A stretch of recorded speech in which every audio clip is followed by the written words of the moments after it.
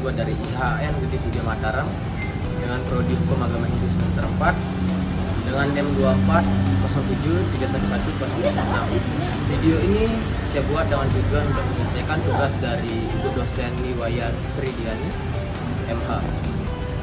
Saya akan memaparkan atau membahas beberapa materi, yaitu hukum bisnis, hukum ekonomi, dan hukum perikanan.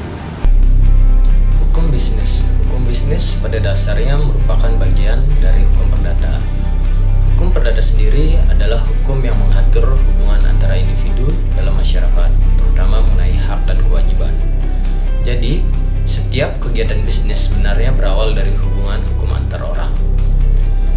Dalam hukum perdata ada 3 unsur penting, yaitu adanya peraturan hukum, adanya hubungan hukum, dan adanya subjek hukum. Subjek hukum ini bisa berupa manusia ataupun badan hukum seperti perusahaan. Tanpa ketiga unsur ini, maka tidak akan ada hubungan yang sah. Hukum perdata juga dibagi menjadi beberapa jenis, seperti hukum tertulis dan tidak tertulis, atau hukum adat, serta hukum dalam arti luas dan sempit. Selain itu, ada juga hukum perdata nasional dan internasional, tergantung pada siapa yang terlibat dalam hubungan hukum tersebut. Secara konsep, hukum perdata mengikuti siklus hidup manusia, mulai dari hukum tentang orang, hukum keluarga, hukum harta kekayaan, hingga hukum waris. Dalam konteks bisnis, yang paling penting adalah hukum harta kekayaan karena di dalamnya terdapat aturan tentang benda dan perikatan. Sumber utama hukum perdata di Indonesia adalah KUH Perdata yang berasal dari Burgerlijk Wetboek, peninggalan Belanda. Walaupun sudah lama, aturan ini masih berlaku selama belum diganti dengan undang-undang yang baru. Selain itu, sumber hukum juga berasal dari putusan hakim atau jurisprudensi. Selanjutnya, dalam hukum bisnis juga dikenal KUHD atau Kitab Undang-Undang Hukum Dagang. KUHD mengatur kegiatan perdagangan seperti keagenan, surat berharga, dan pengakuan laut. Namun, banyak aturan dalam KUHD yang sudah diperbarui atau diganti dengan undang-undang modern seperti Undang-Undang Perseroan Terbatas, Perbankan, dan Pasar Modal.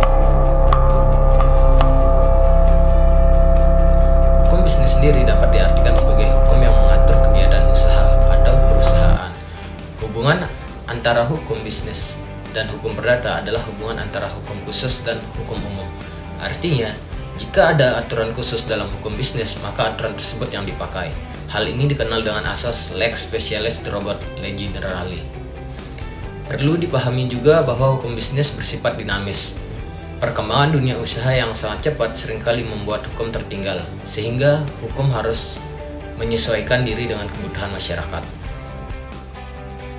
Hukum ekonomi juga memiliki berbagai asas, seperti asas keadilan, manfaat, keseimbangan, dan keberlanjutan. Artinya, hukum tidak hanya mengejar keuntungan ekonomi, tetapi juga harus memperhatikan keadilan sosial dan lingkungan. Dalam praktiknya, hukum ekonomi juga dipengaruhi oleh globalisasi. Artinya, aturan hukum tidak hanya bersumber dari dalam negeri, tetapi juga mengikuti perkembangan hukum internasional. Selanjutnya, terdapat hukum benda yang merupakan bagian dari hukum kekayaan. Hukum ini mengatur hak atas benda yang memiliki nilai ekonomi. Dalam hukum benda, dikenal adanya hak mutlak, yaitu hak yang berlaku terhadap semua orang, dan hak nisbi, yaitu hak yang timbul karena hubungan tertentu seperti suatu perjanjian. Dalam kegiatan ekonomi, terutama yang berkaitan dengan utang piutang, diperlukan jaminan. Jaminan ini berfungsi untuk memberikan kepastian kepada kreditur bahwa utang akan dibayar. Lalu jaminan dibagi menjadi 2, yaitu jaminan umum dan jaminan khusus. Jaminan umum berarti seluruh harta debitur menjadi tanggungan utangnya. Sedangkan jaminan khusus adalah jaminan yang ditentukan secara khusus melalui suatu perjanjian. Di Indonesia terdapat beberapa lembaga jaminan seperti hak tanggungan, gadai, hipotek, atau fidusia. Hak tanggungan biasanya digunakan untuk tanah, gadai untuk benda bergerak yang diserahkan, hipotek untuk benda tidak bergerak tanpa penyerahan, dan fidusia untuk benda bergerak yang tetap dikuasai debitur. Semua bentuk jaminan ini memiliki tujuan yang sama, yaitu memberikan perlindungan dan kepastian hukum dalam hubungan utang piutang. Hukum perikatan. Hukum perikatan merupakan inti dari hukum bisnis karena hampir semua kegiatan bisnis didasarkan pada perikatan atau hubungan hukum antara dua belah pihak. Perikatan adalah hubungan hukum di mana satu pihak berhak menuntut sesuatu dan pihak lainnya berkewajiban untuk memenuhi tuntutan tersebut. Dalam perikatan terdapat kreditur sebagai pihak yang berhak dan debitur sebagai pihak yang berkewajiban.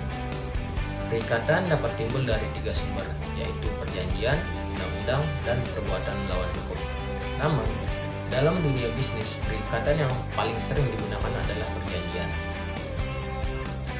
Dalam hukum perjanjian terdapat 2 asas penting. Pertama, asas kebebasan berkontrak, yaitu setiap orang bebas membuat perjanjian selama tidak melanggar hukum.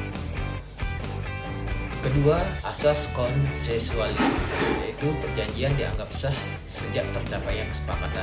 Agar suatu perjanjian sah harus memenuhi syarat-syarat tertentu, yaitu kesepakatan, kecakapan, objek tertentu, dan sebab yang halal. Jika salah satu syarat subjektif dilanggar, perjanjian dapat dibatalkan. Sedangkan jika syarat objektif dilanggar, perjanjian batal demi hukum. Dalam prakteknya, sering terjadi manifestasi, yaitu kondisi di mana salah satu pihak tidak memenuhi kewajiban. Akibatnya bisa berupa ganti rugi, pembatalan perjanjian, atau peralihan risiko. Perikatan juga bisa berakhir misalnya karena pembayaran, pembebasan hutang, musnahnya objek, atau karena waktu yang telah lewat. Selain itu, terdapat beberapa teori tentang kapan suatu kontrak dianggap lahir, seperti teori pernyataan, pengiriman, pengetahuan, dan penerimaan. Perbedaan teori ini penting untuk menentukan kapan suatu perjanjian mulai berlaku.